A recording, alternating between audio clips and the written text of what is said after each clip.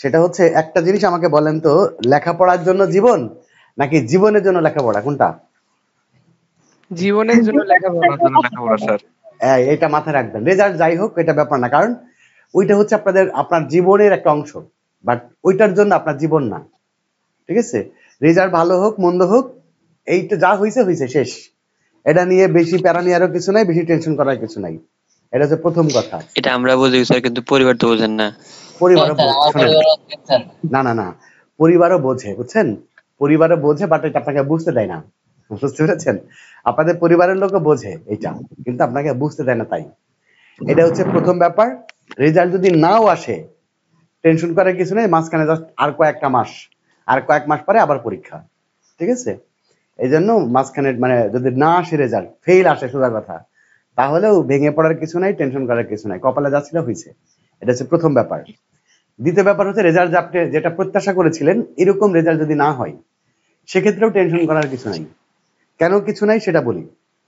আপনারা কি জানেন যে আপনাদের লাস্ট যে রেজাল্ট, আপনি যখন অনার্স মাস্টার্স কমপ্লিট করবেন, তখন আপনার এসএসসি এইচএসসি এর কোনো দাম নাই। এটা কি জানেন আপনারা? হ্যাঁ, না স্যার। শুনেন, মনে করেন আপনার এসএসসি তে এ প্লাস, এইচএসসি তে এ প্লাস, আপনার অনার্সে গিয়ে আপনার থার্ড ক্লাস। বুঝতে পেরেছেন?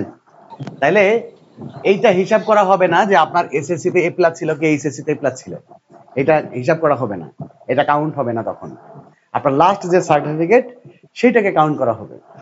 আচ্ছা, এবার মনে করেন আপনার এসএসসি তেও বি গ্রেড রেজাল্ট, আপনার এইচএসসি তেও বি গ্রেড রেজাল্ট, বাট আপনার অনার্সে যাই ফার্স্ট ক্লাস, মাস্টার্সে ফার্স্ট ক্লাস।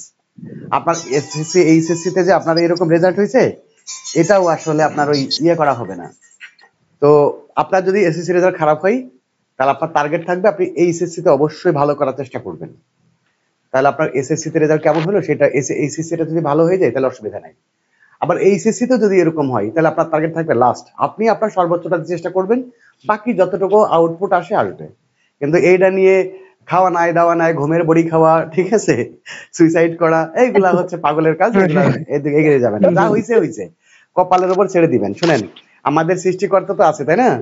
তাহলে আপনাকে যতটুকু দিবে ততটুকুই পাবেন, এর বেশি পাবেন না, যত চেষ্টা করেন। আর সবচেয়ে বড় যুদ্ধ ভর্তি যুদ্ধটা, ইন্টারের পর ভর্তি যুদ্ধটাই সবচেয়ে বড়। হ্যাঁ, অনেক সময় দেখা যাচ্ছে এসএসসি তে এ প্লাস, এইচএসসি তে এ প্লাস, ইউনিভার্সিটিতে চান্স পাচ্ছে না। আবার অনেক সময় দেখা যাচ্ছে অনেকে এসএসসি তে 4 পয়েন্ট আছে, এইচএসসি তে 4 পয়েন্ট আছে, ও ঢাকা ইউনিভার্সিটিতে চান্স পেয়েছে, তাই না? তো এটা জীবনের উত্থান পতন, এটা নিয়ে রেজাল্ট নিয়ে টেনশন নাই। যা হইছে হবে, ভবিষ্যৎটা ভালো করার চেষ্টা করবেন। ঠিক আছে? ইনশাআল্লাহ স্যার। ঠিক আছে।